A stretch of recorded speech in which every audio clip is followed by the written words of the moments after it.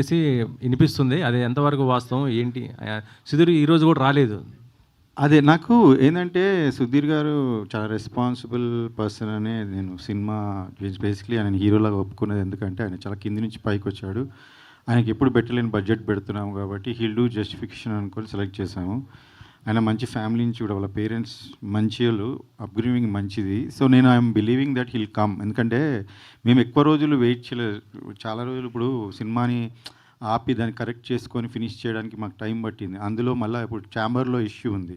ఆ ఛాంబర్‌లో వాళ్ళు డిసిషన్ తీసుకునే వరకు నేను ఎక్కువ డిస్క్లోజ్ చేయలేను.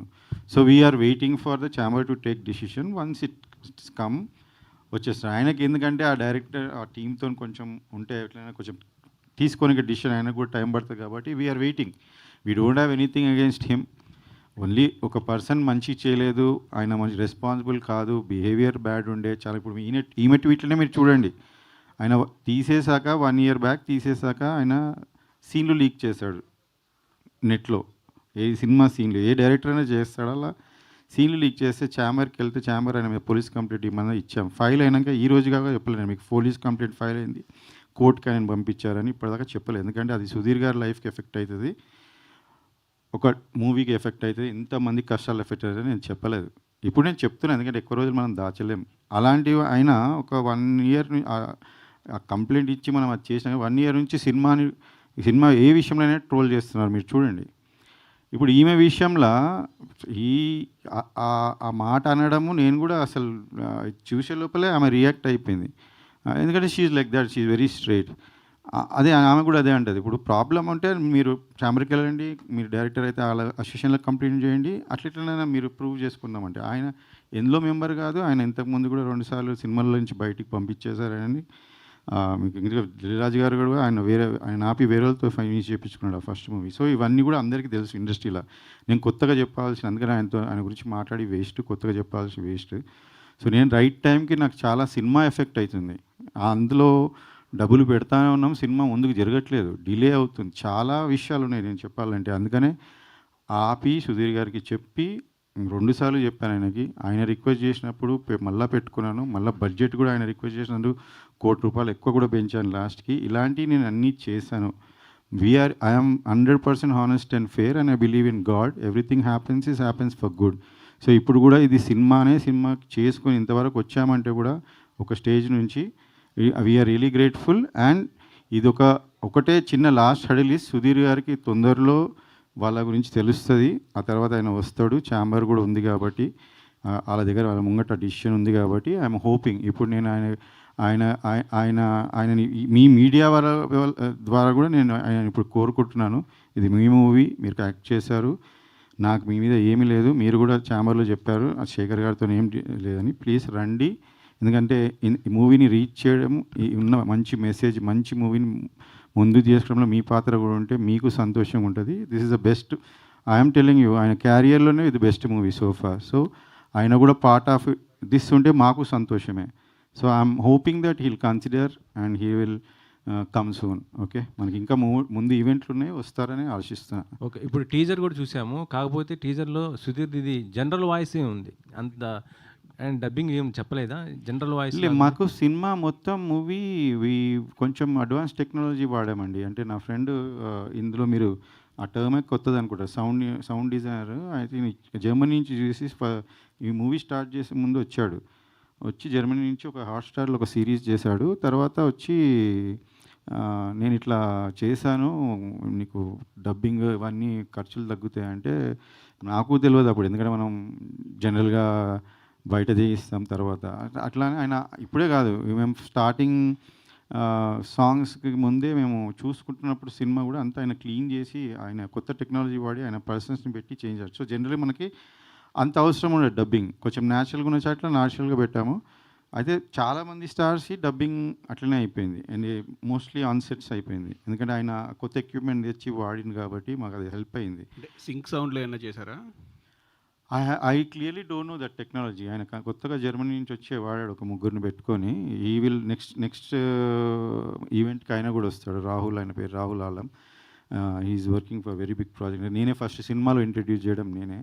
So he work for me free. ఆయన ఆ టెక్నాలజీ అడగండి మీరు. ఓకే శేఖర్ గారు, నాకు 2 క్వశ్చన్లు అండి. అంటే కథ మీరు ఫస్ట్ నుంచి ఉన్నారా? కథ డైరెక్టర్ చెప్పినప్పుడు మీరు అంటే కథ మీద ఇంట్రెస్ట్ తోటి సినిమా స్టార్ట్ చేశారా? లేతే సుధీర్ కోసం చేశారా? లేదండి. ఇది ఏమైందంటే నాకు ఒక ప్రొడ్యూసర్ డబ్బులు ఇచ్చేది ఉంటే ఆయన ఆఫీస్‌కెళ్తే ఆయన నాకు "అన్న ఒక లైన్ ఉంది మంచి కథ ఇది. ఒకసారి వినండి అన్న ఎట్లాగన్నా వచ్చారు కదా" అంటే సరే అని విన్నాను. విన్నా అంటే ఒక లైన్ చెప్తారు కదా ఫస్ట్ 5, 10 మినిట్స్ ఇలా ఇలా ఉంటది అని. దాని పరంగా బాగానే ఉంది. ఇక హీరోస్ ఎవరు ఏంది అనుకుంటున్నారంటే ఈయన రైటరు అంటే ఆయనను చూశాను ఫస్ట్. ఆయన నరేష్ అనంగానే నేను డెఫినెట్‌గా అరే ఈయనకి ఫస్ట్ మూవీ ప్రాబ్లమ్ అయింది అది. లేదన్నా ఆయన కథనే కథ తీసుకొని మనం వేరే డైరెక్టర్‌తో చేద్దాం అన్నాడు. సరేనా వేరే డైరెక్టర్ ఓకే అనుకొని మేము కూడా ఏమన్నాం సరే లైన్ ఇది. సో ఎట్లా ఇది మీరు చెప్పింది కదా ఫస్ట్ హాఫ్, సెకండ్ హాఫ్ అంటే సార్ నేను ఒక 45 ఏమంటారు దాన్ని మినిట్స్ అంతనే రాసాను. ఇంకా మిగతాది మీరు రైటర్స్‌ని ఇస్తే నేను కూర్చొని డెవలప్ చేసి ఇస్తాను ఒక 20 డేస్‌లో అన్నారు. అంటే సరే నేను ఆలోచించి చెప్తా 2 డేస్ తర్వాత మరి హీరో అనుకుంటున్నారు అది ఇది అని. అంటే డైరెక్టర్‌ని వేరే వాళ్ళని కల్పించారు. ఆ డైరెక్టర్స్ కూడా కొత్తోళ్ళు. నేను ఇంతకుముందు కొత్తోళ్ళతో వర్క్ చేసి నాకు ఒక ఇబ్బంది అయితే నేను వద్దులే అని నేను ఆలోచిస్తున్న టైంలో హీరో అంటే ఇంక ముగ్గురు ఆప్షన్స్ ఉండే. ఇద్దరు పెద్దోళ్ళు ఉండే. ఈయన సుధీర్ గారు వాళ్ళిద్దరి కన్నా చిన్నగా ఉండే. అయితే నాకు generally that's what I'm very నేను చాలా మిడిల్ క్లాస్ ఫ్యామిలీ నుంచి వచ్చినానండి. కష్టపడేటోళ్ళంటే నాకు ఇష్టం. వాళ్ళని కన్సిడర్ చేద్దామని ట్రై చేసి లేకపోతే నాకు చాలామంది పెద్ద హీరోల ఫ్యామిలీస్ వాళ్ళ పిల్లలు చాలామంది తెలుసు నాకు. నేను పోవచ్చు, అప్రోచ్ అవ్వచ్చు. కానీ ఇలాంటి రోలు నాకు అనిపించింది ఏంటంటే సుధీర్ క్యాన్ డూ ఇట్. ఎందుకంటే ఆయన హంగర్ ఆ చిన్న వచ్చిండు కాబట్టి ఆ హంగర్ ఉంటుంది. అంటే ఆ రోల్ని చూసినప్పుడు మనకి ఈ హీరో చేయగలుగుతాడు హీరో అని నాకు జడ్జిమెంట్ ఉంది. ఎందుకంటే నేను చాలామంది సినిమాలు చూసి చెప్తుండే, ప్రివ్యూలకు పోయి చెప్తుండే ఈ సినిమా ఆడుతున్నాను నేను ఆల్మోస్ట్ 90% కరెక్ట్ ఉండే దాంట్లో.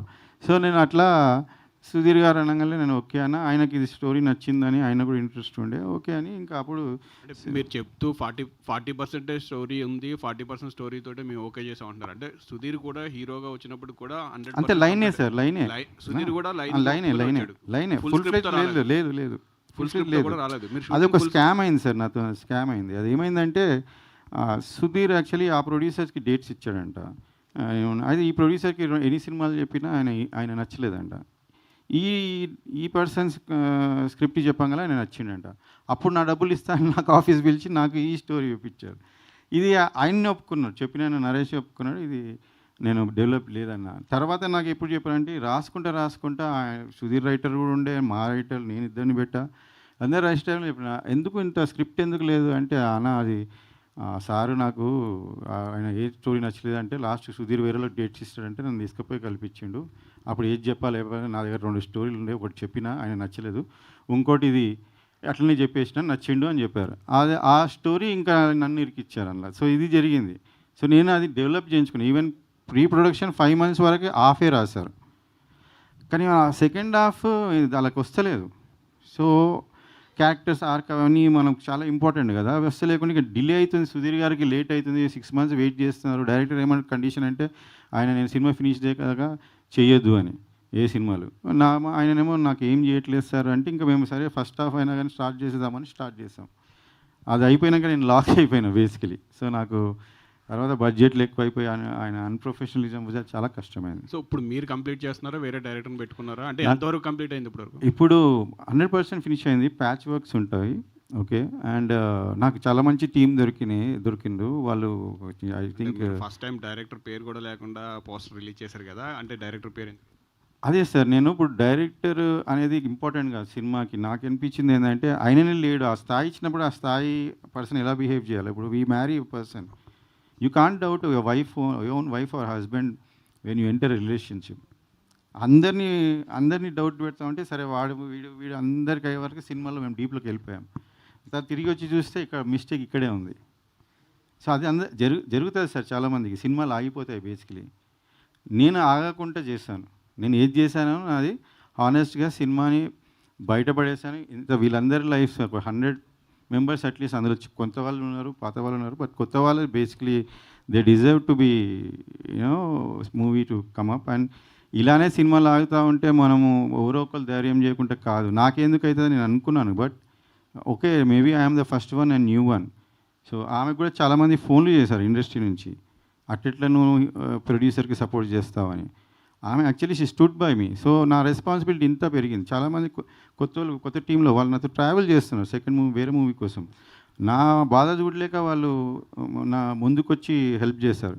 నేను స్టోరీని ఆపిన తర్వాత 9 months కూర్చొని మళ్ళీ ఆ సెకండ్ హాఫ్ వాళ్ళు ఫినిష్ చేయండి, వాళ్ళు రాయింది సరిగా రాయింది నేను కరెక్ట్ చేసుకొని మీరు బిలీవ్ మీ ఇట్స్ ఫస్ట్ దానికి everybody who heard it, who saw it, they all said అసలు సినిమా ఆపినందుకు నువ్వు లక్కీ అండ్ నువ్వు చేసినందుకు చాలా మంచిగా వచ్చింది. So I'm also confident about the output now. Hi, Divya Vardhan. Acha, you feeling so much of